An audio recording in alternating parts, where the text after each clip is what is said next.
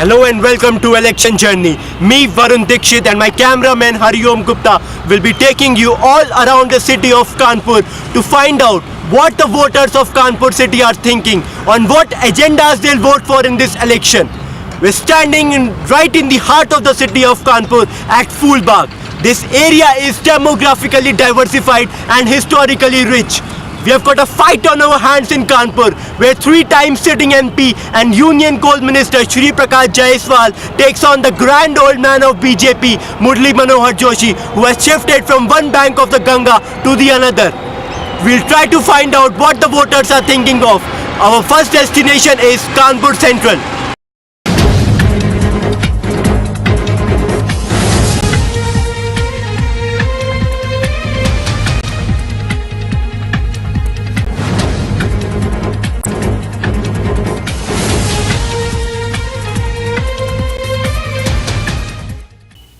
I'm standing here at the Kanpur Central Station, one of the busiest station in our country. With me, there are few people standing here. What is the mindset of the people regarding these elections?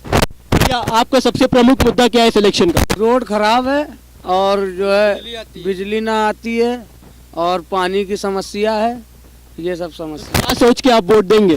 अब की नरेंद्र मोदी को एक chance देंगे। नरेंद्र मोदी। आप बताइए, राहुल गांधी या नरेंद्र मोदी, किसको प्रधानमंत्री के रूप में? नरेंद्र मोदी। क्या उम्मीदें क्या आपकी नरेंद्र मोदी? सब उम्मीदें उनसे। यहाँ के भाजपा के कैंडिडेट मुरली मनोहर जोशी हैं। वो पिछली बार बनारस से लड़े थे। वो यहाँ के पैराशूट कैंडिडेट माने जाते हैं कि यहाँ के लोकल नहीं है। तो आपको क्या लगता है कितना विकास करेंगे वो शहर का?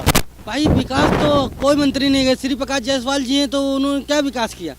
अब उनका शहर है, रोडें देखिए आप, पूरी रोडें कहीं भी जाके, वो तो प्लेन हवाई जहाज, ये गरीब आदमियों की थोड़ी नहीं समस्या है।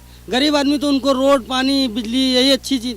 अब प्लेन में तो बड़ा आदमी चलेगा, तो इसलिए भाई हम लोग सोचते हैं मोदी जी आए। अब मोदी जी को देखा जाए, मुरली मनोहर जोशी जीते, अब वो रहते हो या न रहते हो, वो तो रहते हैं तब यहाँ नहीं हो रहा। वो तो रही, जब वहाँ से आएंगे जीतेंगे तो फिर करेंगे, नहीं तो फिर अगली बार वो भी खत्म।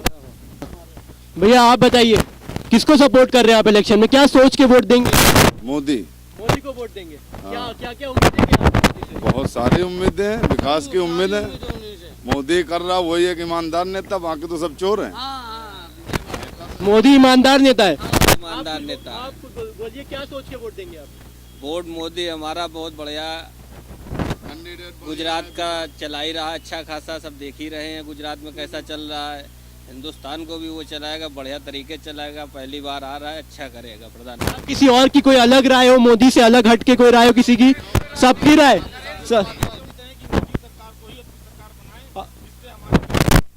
भला हो, इसलिए क्योंकि सबको देखा बार बार, अब एक बार इनको भी देखा जाए। मोदी सरकार को जरूर देखेंगे। यहाँ के एमपी श्री प्रकाश जायसवाल से बिल्कुल खुश नहीं है। बिल्कुल नहीं खुश है, बिल्कुल नहीं। कुछ नहीं किया हमारे कानपुर के विकास के लिए। उन्होंने केवल रेलगाड़ियाँ चलाई हैं, पुल बनवाए हैं, लेकिन गरीबों के लिए कुछ नहीं कर पाए हैं। हम यही चाहते हैं कि मोदी सरकार हमारे यहाँ आए और हमारे लिए कुछ करके जाए। हम यही गरीबों के लिए यही एक दुआ मांगते हैं कि मोदी सरकार ही अब की बार विजयी घोषित होकर हमारे लिए देश चलाएं। You can see people are extremely annoyed with the sitting MP Shri Prakash Jaiswal. They want a change and they feel the only option available to them is Narendra Modi of Bharatiya Janata Party. The feel and the opinion of the people at Kanpur Central Station is अब की बार मोदी सरकार।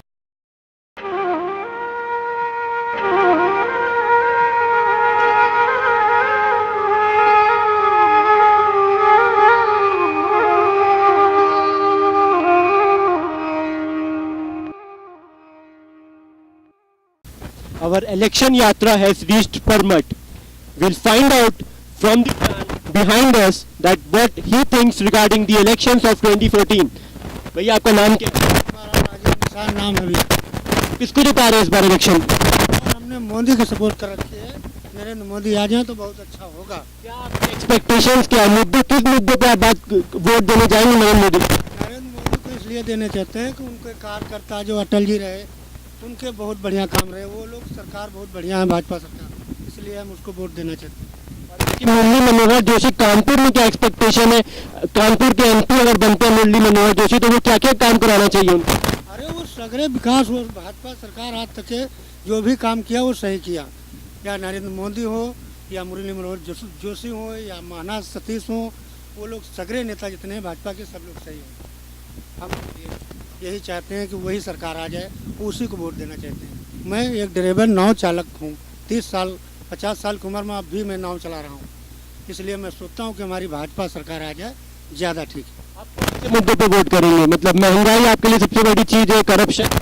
हाँ, महंगाई इनके सरकार में महंगाई, हर चीज़ की महंगाई, भाजपा की सरकार में हर चीज़ सही रहता है। जैसे उन्होंने बताया कि महंगाई उनके लिए सबसे बड़ा मुद्दा है और ये नरेंद्र मोदी को वोट देंगे क्योंकि उनको बहुत उम्मीदें नरेंद्र मोदी से। इन्हीं की तरह यहाँ पे जितने भी लोग मौजूद हैं, सबकी राय नरेंद्र मोदी की तरफ ही जा रही है।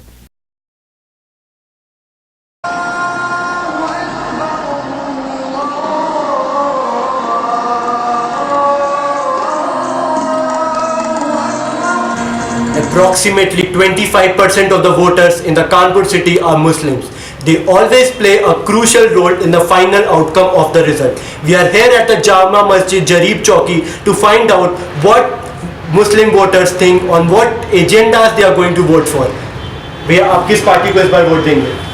मैं कांग्रेस पार्टी को वोट करूंगा। क्यों कांग्रेस पार्टी को वोट करेंगे आप?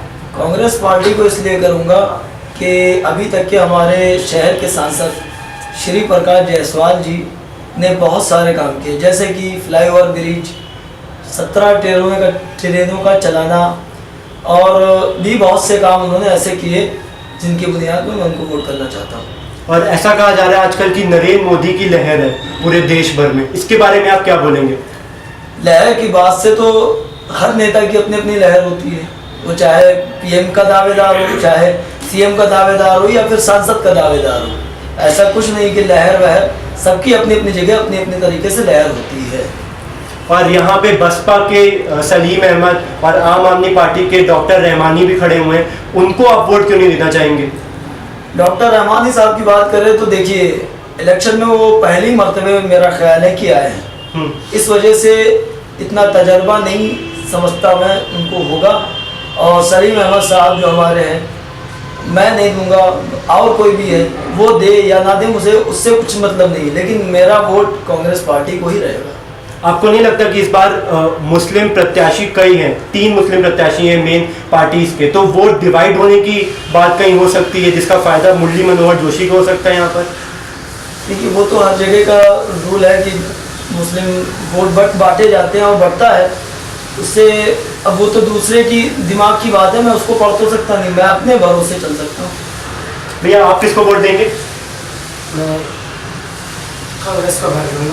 कांग्रेस को आप भी वोट देंगे। और आपके मेन मुद्दे क्या है इस इलेक्शन के?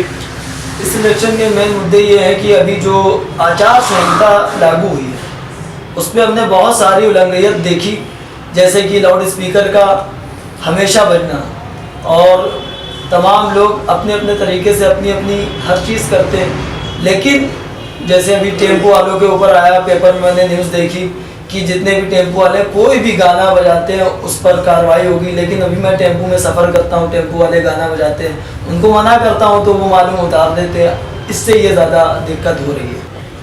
As you heard, they are completely backing Shri Prakash Jaiswal. They think he has done wonders for the city of Kanpur and he will continue to do so in the near future. According to them, there is no Narendra Modi wave in the Kanpur city. एक ओंकार सतनाम करता पुरख निर्भव निर्वैर अकाल मूरत अजूनी सैभं गुरप्रसाद। Our election journey has reached GT Road Gurudwara, one of the holy place for the Sikhs of the Kanpur city. We'll try to find whom the Sikhs will vote for and what are their main agendas in this election. आप किसको vote करेंगे?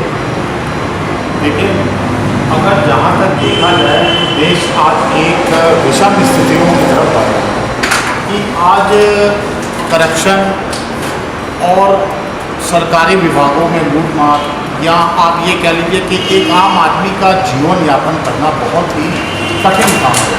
आपको क्या लग रहा है कि third front की सरकार बनेगी? हाँ, और उसके लीडर मुलायम सिंह होंगे? नहीं, मैं ये नहीं कहता हूँ कि उसके लीडर माननीय मुलायम सिंह, मगर जो देश की आज स्थिति है, जिस तरह देश बढ़ रहा है, तो एक ये हम लोकसभा बनने के पूरे चांस नजर आ रहे हैं। तो ऐसी स्थितियों में तीसरा मोर्चा, जिन्होंने चुनाव से पहले बैठक करके ये तय किया था कि हम लोग अपने अपने एजेंडा पे काम करेंगे, हम लोग एक फील्ड में जाएंगे तो अपनी अपनी विचारधारा से जाएंगे, मगर जब हम लोग चुनाव लड़के और अपनी अपनी सीटें लेकर आएंगे तो देश के प्रति अपनी जो भावनाएं हैं या देश के प्रति जो उनकी जिम्मेदारियां हैं उनको हम लोग निर्वाह करेंगे। तो ऐसे में ये बात सामने आ जाती है कि मतलब आज भाजपा जो है वो टोटल सांप्रदायिकता की तरफ बढ़ रही है। या कांग्रेस को कह लीजिए, तो कांग्रेस के शासन में पिछले 10 सालों में क्या हुआ तो किसी को छूटा है। तो आज देश को एक ज़रूरत है एक ऐसी मतलब विचारधारा की, एक ऐसे मतलब मार्गदर्शन जो देश को सही दिशा में ले जाए।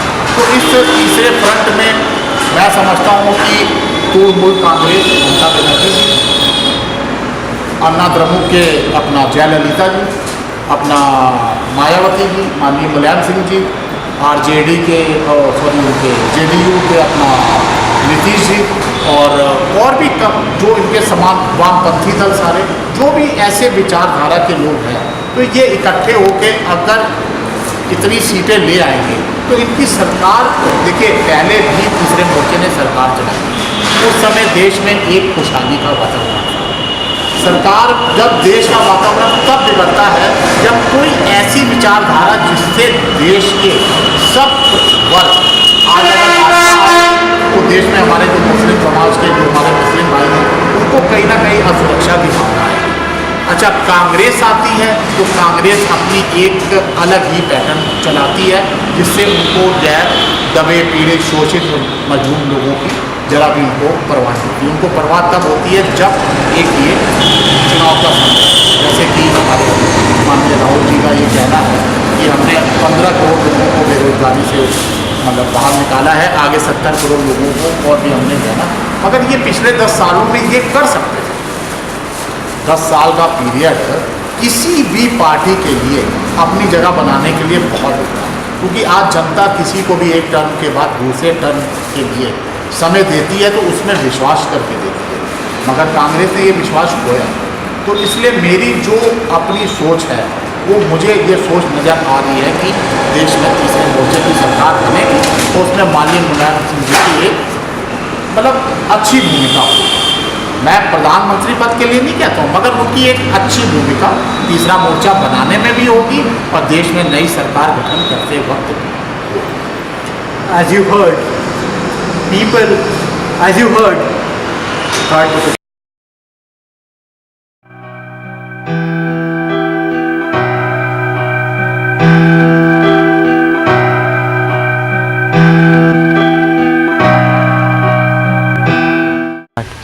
we are here at the magazine guard to know what is the problem of the people living in these slum areas, on what agendas they are going to vote for in this election. भैया, आपके लिए सबसे अहम मुद्दा क्या है इस election का?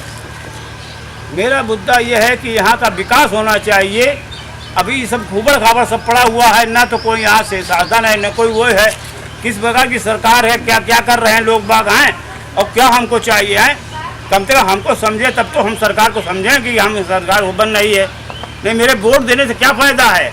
किस पार्टी को वोट देंगे आप लोग और क्यों? हम लोग बीजेपी को वोट देना चाहते हैं क्योंकि मोदी जी ने अभी गुजरात में आपने देखा मॉडल टाउन एरिया प्लस वहाँ जो गरीब लोग थे उनको एक रोजगार योजना, इस तरीके कई उन्होंने प्रोग्राम रखे वहाँ पे, जो आज गुजरात सबसे अच्छा एरिया माना जा रहा है। हमारे यहाँ सपा सरकार बनी, कांग्रेस सरकार केंद्र में बैठी हुई है। सपा में तो गुंडा राज चल ही रहा है, केंद्र सरकार से भी कोई हम लोगों को अभी तक सुविधाएं नहीं मिली।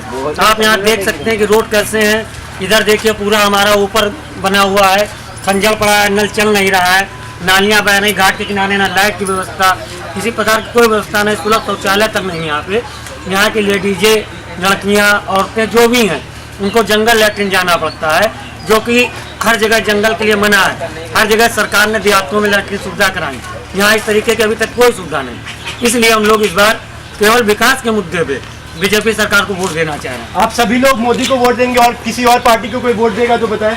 नहीं। सब मोदी को? जी हाँ। और आपको क्या लग रहा है कि मोदी आ जाएंगे सारी आपको सुविधाएं मिल जाएंगी?